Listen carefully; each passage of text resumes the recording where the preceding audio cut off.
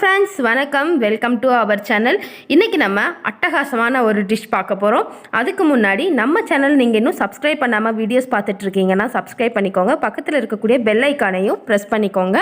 வாங்க நம்ம என்ன டிஷ் பண்ண போறோம்ங்கறத வீடியோக்குள்ள போய் பார்க்கலாம். பன்னீர் டிக்காக்கு ஃபஸ்ட்டு நம்ம சட்னி ரெடி பண்ணிடலாம். நான் வந்து க்ரீன் சட்னி பண்ணுறதுக்காக என்னென்ன திங்ஸ் எல்லாம் எடுத்து வச்சுருக்கேங்கிறத ஃபஸ்ட்டு நான் உங்களுக்கு காட்டிடுறேன். ஒரு 2 டேபிள் ஸ்பூன் அளவுக்கு தயிர், காரத்துக்காக 4 பச்சை மிளகாய், உங்களுக்கு வந்து எவ்வளோ காரம் தேவையோ அதுக்கேற்ற மாதிரி எடுத்துக்கோங்க. கொஞ்சம் புதினா இலை,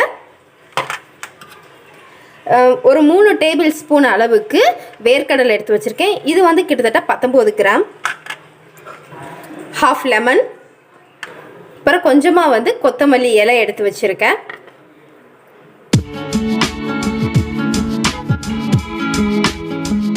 டைரெக்டாக நான் வந்து மிக்சி ஜார்லேயே வந்து நான் எடுத்துட்டேன். ஃபஸ்ட் நம்ம பச்சை மிளகாய் சேர்த்துடலாம். வேர்க்கடலை நான் வந்து உங்களுக்கு வந்து இன்க்ரீடியன்ட் காமிக்கும் போது அதில் வந்து நான் இஞ்சி சொல்ல மறந்துட்டேன். ஒரு துண்டு இஞ்சி சேர்த்துக்கோங்க. அப்புறம் 2 டேபிள் ஸ்பூன் தயிர்.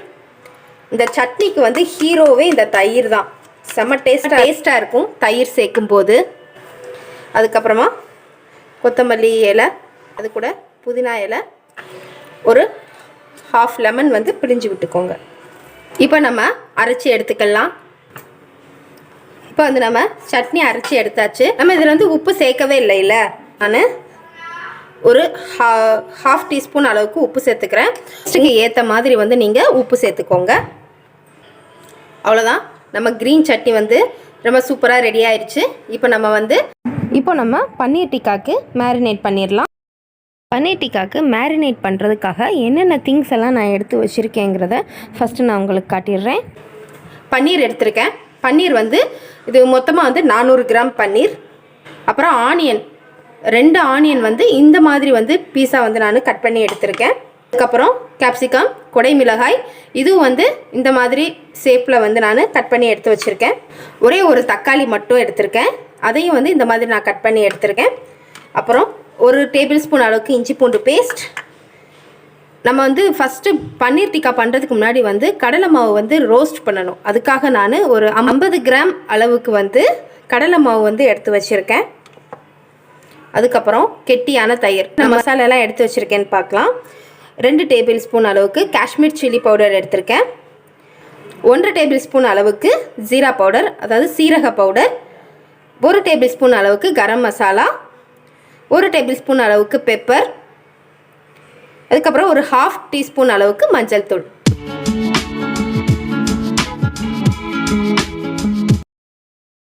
கடலை மாவு வந்து எடுத்து வச்சுருந்தோம் இல்லையா, அதை வந்து ஃபஸ்ட்டு இந்த மாதிரி லைட்டாக வந்து ரோஸ்ட் பண்ணிடலாம். பாருங்கள், நல்லா வந்து ரோஸ்ட் ஆயிடுச்சு. இப்போ நான் வந்து ஸ்டவ் ஆஃப் பண்ணிவிட்டு இதை வந்து கொஞ்சம் நேரம் ஆற வச்சிடுறேன். பன்னீரை வந்து மேரினேட் பண்ணிடலாம். 3 டேபிள் ஸ்பூன் அளவுக்கு கெட்டியான தயிர், இஞ்சி பூண்டு பேஸ்ட், ஸ்பூன் அளவு Kashmir chilli powder, 1 tablespoon அளவுக்கு ஜீரா powder, 1 tablespoon garam masala, 1 tablespoon pepper, half teaspoon மஞ்சள் தூள்.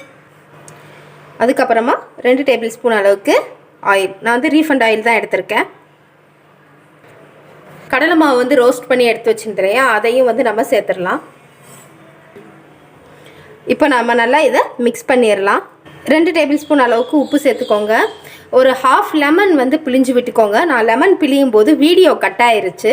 கொஞ்சமாக வந்து தண்ணி விட்டு நம்ம வந்து மிக்ஸ் பண்ணிடலாம். இந்த மாதிரி பதத்தில் வந்து நம்ம மசாலா எல்லாமே வந்து நம்ம ரெடி பண்ணி வச்சுக்கணும். இப்போ நம்ம வந்து பன்னீர் சேர்த்துடலாம். பன்னீர் கூட ஆனியன், கேப்சிகம், அப்புறம் தக்காளி, இதையும் சேர்த்து இப்போ நம்ம மிக்ஸ் பண்ணிடலாம். இப்போ வந்து நம்ம நல்லா மிக்ஸ் பண்ணி வச்சாச்சு. ரொம்ப அழகாக இருக்குது. நான் வந்து இப்போ இதில் வந்து பேம்பூ ஸ்டிக்கில் வந்து இதை எடுத்து நான் வந்து ஒன்றா மாட்ட போகிறேன். உங்கள்கிட்ட பேம்பூ ஸ்டிக் இல்லைன்னா நீங்கள் வந்து டைரெக்டாக வந்து தவாலையே போட்டு எடுத்துக்கலாம். ஃபர்ஸ்ட் கேப்சிகம், அடுத்ததாக ஆனியன், அதுக்கடுத்து பன்னீர், அதுக்கடுத்து தக்காளி பீஸ்,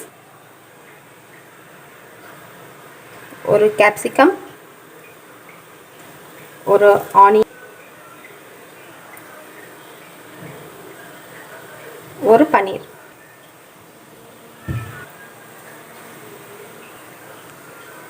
அடுத்ததாக ஒரு ஆனியன். நீங்கள் வந்து பன்னீர் வைக்கும்போது வந்து அதாவது வெர்டிக்கல் சைடில் வந்து இந்த மாதிரி வைக்காதீங்க. அப்படி வைக்கும்போது வந்து ஸ்பேஸ் வந்து நிறைய வேணும். ஸோ அதனால் இந்த மாதிரி ஹரிசாண்டல் சைடு வச்சுக்கோங்க. அப்படி வச்சிங்கன்னா வந்து இடம் வந்து கொஞ்சம் போதுமான. எனக்கு வந்து இந்த ஸ்டிக் வந்து 10 இன்ச்சு ஸ்டிக்கு தான். ஸோ அதனால் வந்து முடிஞ்ச வரைக்கும் கொஞ்சம் நிறைய வைக்கணும்.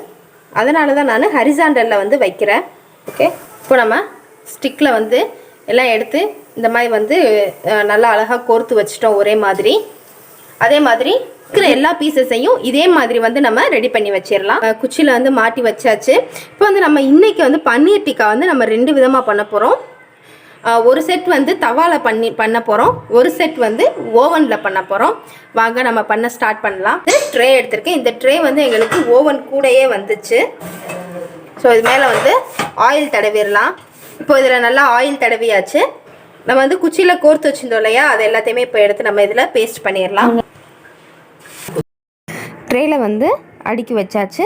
அண்ட் பன்னீர் மேலே வந்து கொஞ்சமாக வந்து நான் ஆயில் தடவிருக்கேன்.